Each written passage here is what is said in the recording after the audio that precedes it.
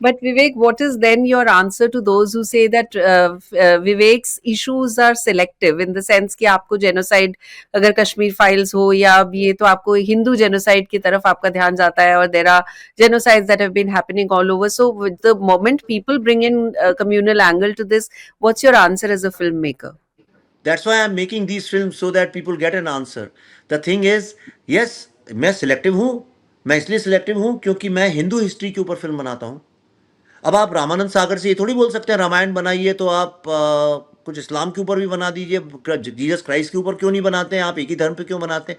हर आदमी के, आप क्या कोई स्पीलबर्ग से ये थोड़ी बोलता है कि आपने होलोकॉस्ट के ऊपर बनाया है तो आप भाई यजदी रवांडन जेनोसाइड पे क्यों नहीं बनाते. ये तो मेरी चॉइस है, मैं जिस पे चाहूँ उस पर बना सकता हूँ. मैं हिंदू हिस्ट्री का, मैं हिंदू स्पिरिचुअलिटी और हिंदू फिलॉसफी को समझता हूँ और उस सिविलाइजेशन को समझता हूँ. मेरी स्ट्रेंथ है वो, तो इसलिए मैं उस पर बनाता हूँ. I don't think I am competent and capable enough to make on the issue of Muslim socials. मैं नहीं बना सकता हूँ. दूसरी बात, एक फैक्ट जो लोग नहीं जानते हैं, इस फिल्म के बाद जान जाएंगे. ह्यूमैनिटी की हिस्ट्री में the only community which has been persecuted and enslaved for the longest time is Hindu community for 1200 years. और कोई कम्युनिटी नहीं है. करेक्ट, सिर्फ हम लोग हैं. Dogs and Indians not allowed. मैंने अपनी फिल्म में यूज किया, ओरिजिनल बोर्ड में कलकत्ता से लाया था एंटीक शॉप से, मैंने यूज किया. मतलब हायरार्की में डॉग्स ऊपर हैं, इंडियंस नीचे हैं. तो लेकिन इंडियन बच्चों को ये बात नहीं पता है.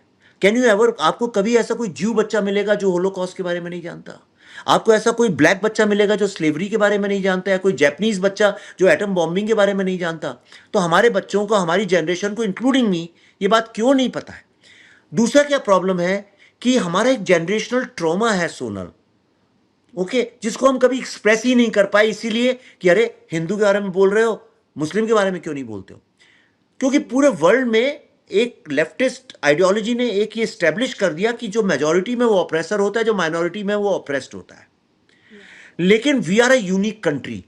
हम अकेली ऐसी कंट्री हैं जिसको 1200 ईयर्स माइनॉरिटी ने रूल किया है, और माइनॉरिटी ने हमारे राइट्स छीन लिए और हमको परसिक्यूट किया, एनस्लेव किया, और हमारे आर्किटेक्चर्स को तोड़ा, हमारे लिटरेचर को खराब किया, और हमारे सारे ट्रेडिशंस को चेंज किया. इसलिए तो जौहर प्रथा और ये सब आई, घूंघट आ गया, सती प्रथा आ गई, ये सब उसी के कारण हुआ. सो ये बात क्यों नहीं हमारे लोगों को पता है? और एक बार acknowledging the trauma is the first step towards healing. Right, Totally. Kashmiri पंडितों का ट्रोमा हमने अपनी फिल्म से एक्नॉलेज किया. जिनको बुरा लगा होगा, लेकिन इतनी बड़ी 5 लाख लोगों की कम्युनिटी, मेरा हाथ पकड़ करके बुढ़ी औरतें मुझे 11 रुपए 21 रुपए दे देती हैं. कुछ औरतें मुझे एक छोटा सा सिल्वर का कॉइन दे देती हैं, कहती हैं बेटा हमारे पास पैसे नहीं है, बट तुम्हारे कारण हम हील हो रहे हैं. गिरजा टिक्कू, जिसके ऊपर लास्ट सीन था, हमारी फिल्म का क्लाइमैक्स सीन था, उसके जो ब्रदर्स और सिस्टर्स हैं, they send me an email. They said for 32 years we never ever uttered the name of Didi. Didi मतलब गिरजा. So we never uttered her name. Nobody discussed her gruesome murder. After seeing your film, we did a WhatsApp call and we cried the whole night. And for the first time, our family has started healing. ये मेरे पास written email है जो मैंने press conference में दिखाया था दिल्ली में. सो इस फिल्म के बाद आप देखिए, मेरे कमेंट्स देखिए आप यूट्यूब में जाके, ट्रेलर के नीचे सारे बंगाली हिंदूज लिख रहे हैं कि यस हमारे साथ ये होता. For the first time anybody is showing this. Nobody even acknowledge कि Bengal was the most hurt state in the world, you know. तो इसलिए मैं ये काम कर रहा हूँ, because I think acknowledging this generational trauma is very very important.